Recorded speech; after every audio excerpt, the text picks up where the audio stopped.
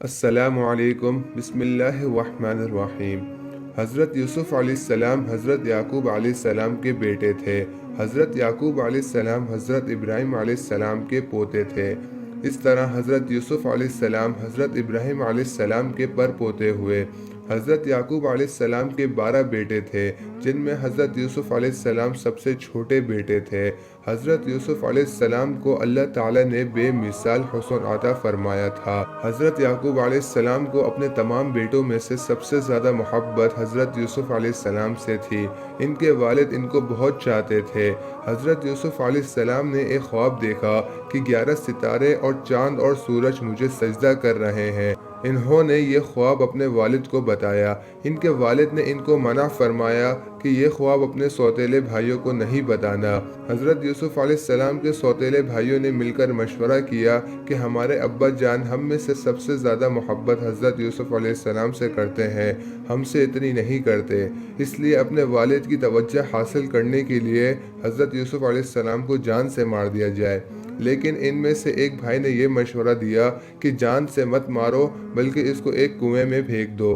تو سب نے مل کر یہی طے کر لیا کہ ان کو کنویں میں پھینک دیا جائے۔ یہ سب بھائی اپنے والد کے پاس آئے اور کہا، ابا جان، آپ یوسف علیہ السلام کو ہمارے ساتھ کھیلنے کے لیے بھیج دیں۔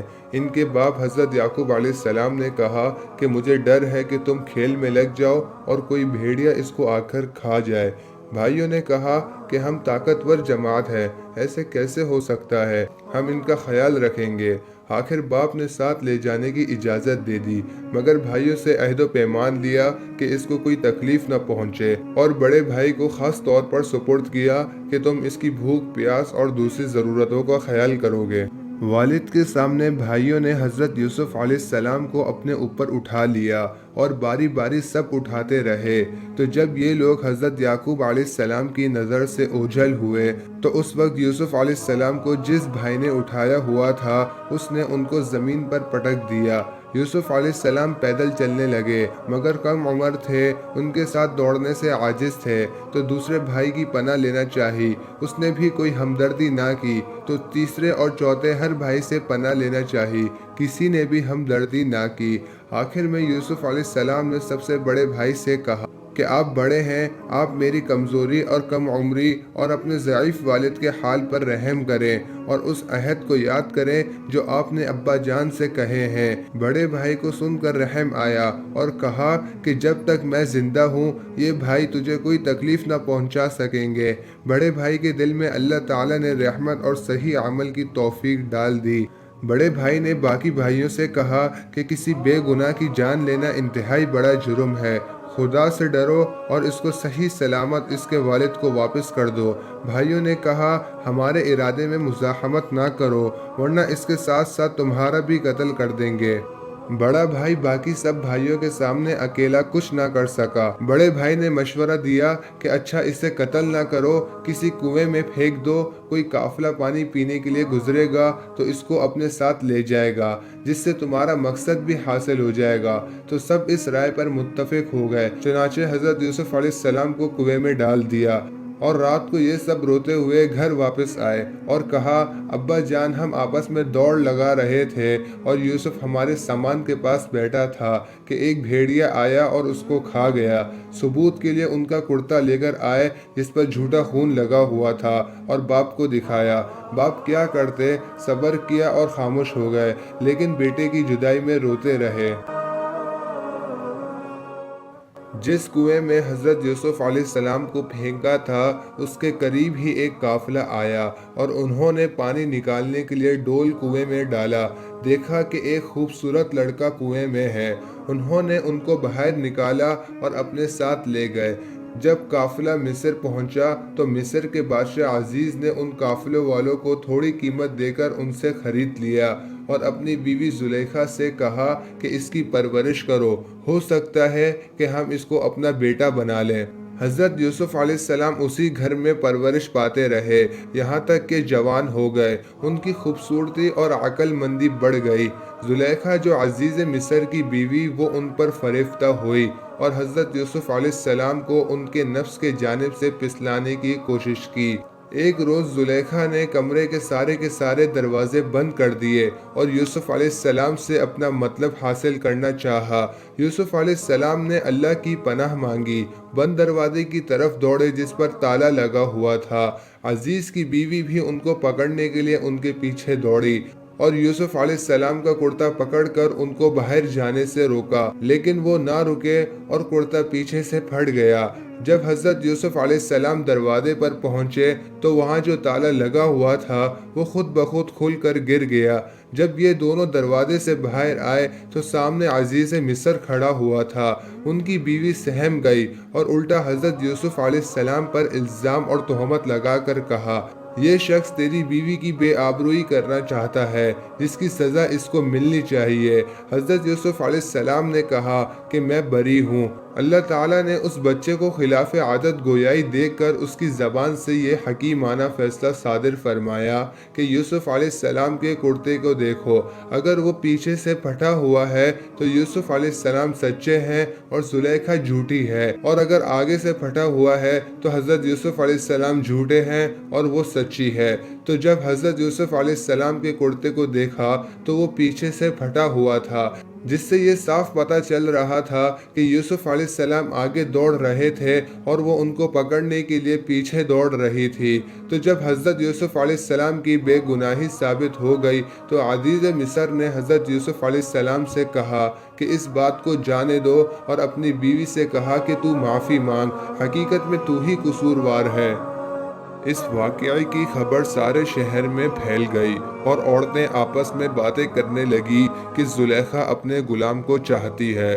جب زلیخا کو اس کا علم ہوا تو اس سے اپنی بدنامی کا خیال ہوا۔ اس نے ایک ترکیب سوچی، وہ یہ کہ اس نے مصر کی عورتوں کی دعوت کی اور سب کے ہاتھوں میں ایک ایک چھری اور ایک ایک پھل دے دیا، اور اسی وقت حضرت یوسف علیہ السلام کو لے کر آئی۔ عورتوں نے جب حضرت یوسف علیہ السلام کے حسن اور جمال اور خوبصورتی کو دیکھا تو وہ سب اپنے ہوش میں نہ رہی اور چھریوں سے بجائے پھلوں کے اپنے ہاتھوں کو کاٹ لیا اور کہنے لگی، واقعی یہ کوئی انسان نہیں، فرشتہ ہے۔ زلیخا نے کہا کہ یہ وہی شخص ہے کہ جس کے لیے تم مجھے ملامت کرتی ہو، میں حقیقت میں اس کو چاہتی ہوں، اگر اس نے میری محبت کو ٹھکرا دیا تو میں اس کو قید کرا دوں گی۔ حضرت یوسف علیہ السلام کو جب اس کا علم ہوا تو انہوں نے اللہ تعالیٰ سے دعا کی کہ اے اللہ، تو ہی مجھ کو ان عورتوں کے فریب سے بچا سکتا ہے، اگر میں ان عورتوں کے فریب میں آ گیا تو میں جاہلوں میں سے ہو جاؤں گا، اس سے بہتر یہ ہے کہ مجھے قید خانے میں ڈال دیا جائے۔ اللہ تعالیٰ نے حضرت یوسف علیہ السلام کی دعا قبول کر لی اور وہ جیل میں ڈال دیے گئے۔ حضرت یوسف علیہ السلام سے پہلے 2 قیدی اور بھی جیل میں تھے، ایک شاہی باورچی اور دوسرا بادشاہ کو شراب پلانے والا ساقی۔ ان کے خلاف یہ الزام تھا کہ ان دونوں نے بادشاہ کو زہر دینے کی کوشش کی ہے۔ حضرت یوسف علیہ السلام جیل میں لوگوں کو اللہ تعالیٰ کی باتیں بتاتے رہے اور خدا کا پیغام پہنچاتے رہے۔ ایک دن یہ دونوں قیدی حضرت یوسف علیہ السلام کے پاس آئے اور انہوں نے کہا کہ ہم نے ایک عجیب خواب دیکھا ہے۔ شراب پلانے والے نے کہا کہ میں نے دیکھا ہے کہ میں بادشاہ کو انگور کی شراب پلا رہا ہوں۔ باورچی نے کہا کہ میں نے دیکھا ہے کہ میرے سر پر روٹیاں ہیں اور پرندے ان کو نوچ نوچ کر کھا رہے ہیں۔ خواب بیان کرنے کے بعد انہوں نے حضرت یوسف علیہ السلام سے اس کی تعبیر پوچھی اور کہا کہ آپ نیک آدمی لگتے ہیں، آپ اس خواب کی تعبیر بتائیں۔ جب حضرت یوسف علیہ السلام نے دیکھا کہ یہ لوگ اعتقاد کے ساتھ میری طرف مائل ہیں تو چاہا کہ ان کو سب سے پہلے ایمان کی دعوت دی جائے، تو اس لیے حضرت یوسف علیہ السلام نے پہلے اپنی نبوت کو ایک معجزے سے ثابت کرنے کے لیے ان سے فرمایا کہ دیکھو، جو کھانا تمہیں جیل میں ملتا ہے اس کے آنے سے پہلے ہی میں تمہیں ان کھانوں کی حقیقت بتا دوں گا کہ فلاں چیز آوے گی اور ایسے ایسے ہوگی، اور یہ حقیقت بتلا دینا اس علم کی بدولت ہے جو مجھے میرے رب نے عطا کیا ہے۔ حضرت یوسف علیہ السلام نے اپنی نبوت کو ثابت کرنے کے بعد اللہ تعالیٰ کی وحدانیت کو ثابت کیا اور فرمایا کہ میں نے ان لوگوں کا مذہب پہلے سے ہی چھوڑ رکھا ہے جو اللہ پر ایمان نہیں رکھتے اور جو لوگ آخرت کے منکر ہیں، اور میں نے اپنے باپ داداؤں حضرت ابراہیم علیہ السلام اور حضرت اسحاق علیہ السلام اور حضرت یعقوب علیہ السلام کا مذہب اختیار کر رکھا ہے۔ اور فرمایا ذرا یہ تو بتلاؤ کہ عبادت کے لیے متفرق معبود اچھے ہیں یا ایک معبود برحق جو سب سے زبردست ہے؟ تم لوگ ایک خدا کو چھوڑ کر چند بتوں کی عبادت کرتے ہو جن کی کوئی حقیقت نہیں، جن کو تم نے اور تمہارے باپ داداؤں نے گھڑ لیا ہے۔ ایمان کی دعوت اور تبلیغ کے بعد حضرت یوسف علیہ السلام نے خواب کی تعبیر بتائی اور شراب پلانے والے سے کہا کہ تو جیل سے چھوٹ جائے گا اور پھر بادشاہ کی ملازمت میں جا کر بادشاہ کو شراب پلائے گا، اور باورچی سے کہا کہ تجھے سولی پر لٹکا دیا جائے گا اور تیری لاش کو جانور نوچ نوچ کر کھائیں گے۔ چنانچہ ایسا ہی ہوا، اللہ تعالیٰ نے شراب پلانے والے کو رہا کر دیا اور باورچی کو سولی ہو گئی۔ پھر جس شخص کے بارے میں حضرت یوسف علیہ السلام کو یہ گمان تھا کہ یہ شخص رہا ہو جائے گا، اس سے فرمایا کہ بادشاہ کے سامنے میرا تذکرہ کرنا کہ ایک بے قصور آدمی جیل میں قید ہے۔ اس شخص نے حضرت یوسف علیہ السلام سے وعدہ کر لیا کہ وہ ان کا تذکرہ بادشاہ کے سامنے کرے گا، مگر آزادی کے بعد اس کو حضرت یوسف علیہ السلام کی بات یاد نہ رہی، جس کی وجہ سے حضرت یوسف علیہ السلام اور مزید کئی سال جیل میں رہے۔ اتفاقاً ایک مرتبہ مصر کے بادشاہ نے ایک خواب دیکھا کہ 7 دبلی گائیں 7 موٹی گایوں کو کھا رہی ہے، اور 7 گندم کی ہری بری اور 7 سوکھی ہوئی بالیاں دیکھی۔ بادشاہ نے اپنے درباریوں سے اس خواب کی تعبیر پوچھی تو ان درباریوں نے کہا کہ یہ کوئی خواب نہیں بلکہ آپ کے پریشان خیالات ہیں جو آپ کو ستا رہے ہیں، اور ہم خوابوں کی تعبیر کے فن سے واقف بھی نہیں ہیں۔ اس موقع پر اس شراب پلانے والے کو حضرت یوسف علیہ السلام کی بات یاد آئی کہ اس نے حضرت یوسف علیہ السلام سے وعدہ کیا تھا کہ وہ بادشاہ کے سامنے ان کا تذکرہ کرے گا، اور اس کو یہ بھی خیال آیا کہ میں نے ان سے اپنے خواب کی تعبیر پوچھی تھی اور ان کا جواب بالکل صحیح تھا۔ تو اس شراب پلانے والے نے بادشاہ سے کہا کہ جیل میں ایک شخص ہے جو خواب کی صحیح تعبیر بیان کرنا جانتا ہے، آپ مجھے قید خانے میں جانے کی اجازت دیں تاکہ میں آپ کے خواب کی تعبیر پتہ کر سکوں۔ وہ بادشاہ سے اجازت لے کر جیل میں گیا اور حضرت یوسف علیہ السلام سے اس خواب کا تذکرہ کیا جو بادشاہ نے دیکھا۔ حضرت یوسف علیہ السلام نے فرمایا اس خواب کی تعبیر تو یہ ہے کہ 7 سال ملک میں خوب غلہ پیدا ہوگا اور 7 سال سخت قحط پڑے گا۔ حضرت یوسف علیہ السلام نے خواب کی تعبیر بیان کرنے کے ساتھ ساتھ ان کو ایک حکیمانہ مشورہ بھی دیا، وہ یہ کہ پہلے 7 سال جس میں خوب غلہ اگے گا تو تم اس غلے کو اس کے اپنے خوشوں میں ہی محفوظ رکھنا تاکہ اس پر کیڑا نہ لگ جائے۔ پھر جب اگلے 7 سال جس میں سخت قحط سالی ہوگی تو پچھلے 7 سال میں جو غلہ تم نے ذخیرہ کیا ہوگا وہ تمہارے کام آئے گا اور تم اس کو اپنی ضرورت کے مطابق خرچ کرتے رہنا۔ جب اس شخص نے بادشاہ کو جا کر اس خواب کی تعبیر بتائی تو بادشاہ نے حکم دیا کہ حضرت یوسف علیہ السلام کو جیل سے نکالا جائے اور میرے پاس لایا جائے۔ چنانچہ بادشاہ کا قاصد یہ پیغام لے کر جیل میں پہنچا تو اس وقت حضرت یوسف علیہ السلام جیل کی طویل مدت سے عاجز آ گئے تھے اور جیل سے رہائی چاہتے تھے، لیکن حضرت یوسف علیہ السلام فوراً اس کے ساتھ چلنے کو تیار نہیں ہوئے اور اس قاصد سے کہا کہ تم اپنے بادشاہ کے پاس واپس جاؤ اور پہلے یہ دریافت کرو کہ آپ کے نزدیک ان عورتوں کا معاملہ کس طرح ہے جنہوں نے اپنے ہاتھوں کو چھریوں سے کاٹ لیا تھا، کیا اس واقعے میں میرا بھی کوئی قصور ہے؟ بے شک میرا رب ان کے مکروہ فریب سے واقف ہے۔ تو وہ قاصد بادشاہ کے پاس گیا اور اس کو ساری بات بتائی۔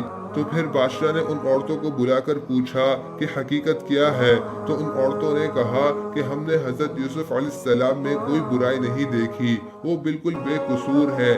یہ دیکھ کر زلیخا بھی بولی اب جب حق ظاہر ہو گیا ہے تو سچ بات یہ ہے کہ میں نے ہی حضرت یوسف علیہ السلام کو ورگلایا تھا اور وہ بالکل سچا تھا۔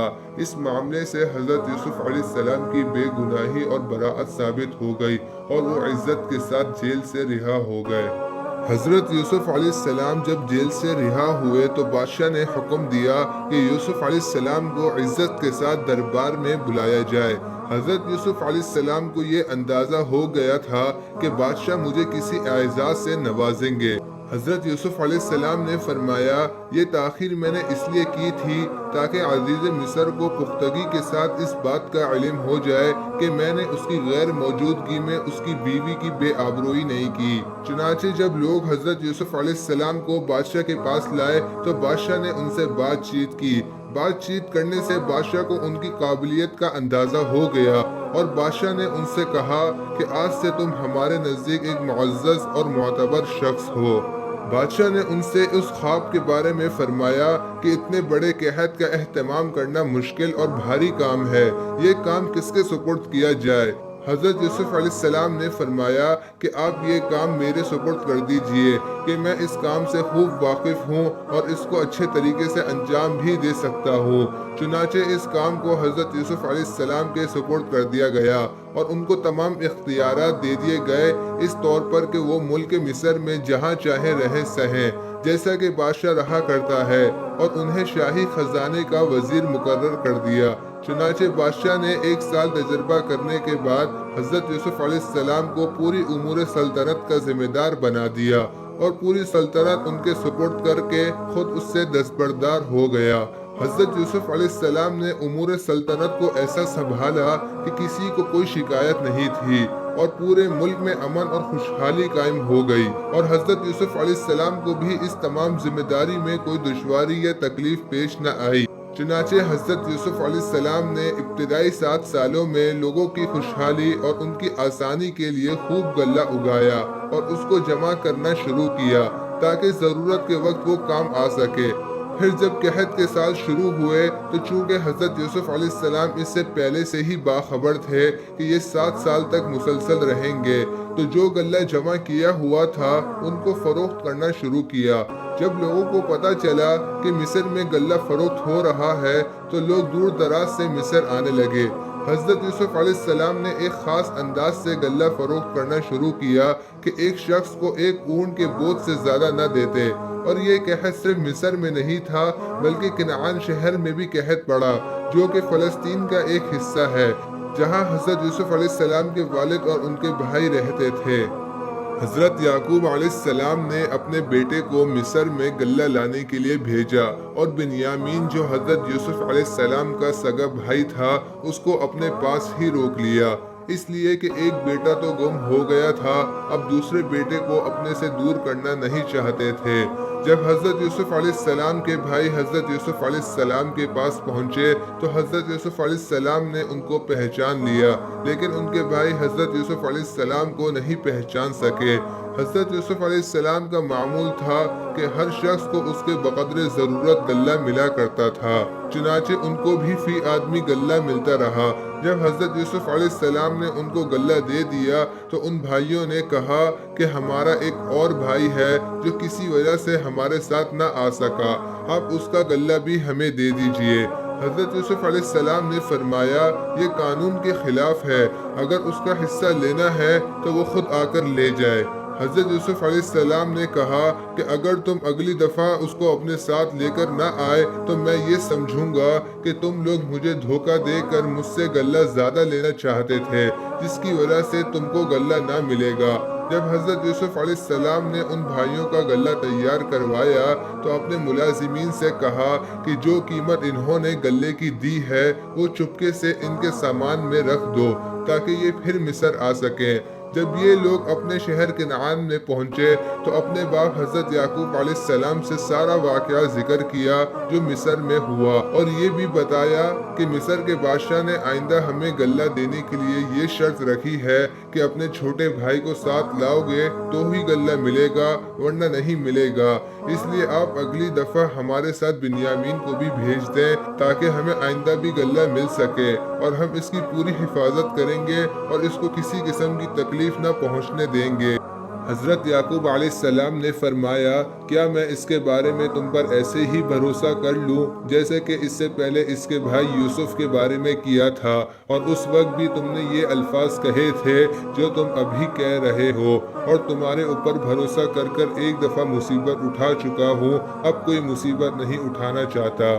اس کے بعد جب بھائیوں نے اپنا سامان کھولا تو اس میں ان کو اس سامان کی قیمت بھی ملی جو حضرت یوسف علیہ السلام نے چپکے سے واپس کر دی تھی، تو وہ بھائی کہنے لگے اے ابا جان، دیکھیے بادشاہ مصر نے ہماری قیمت بھی ہم کو واپس کر دی، ہم ایسے کریم بادشاہ کے پاس واپس جائیں گے، اور یہ واپس جانا بنیامین کے ساتھ موقوف ہے، لہذا آپ اس کو ہمارے ساتھ بھیج دیجئے، ہم اس کی خوب حفاظت کریں گے۔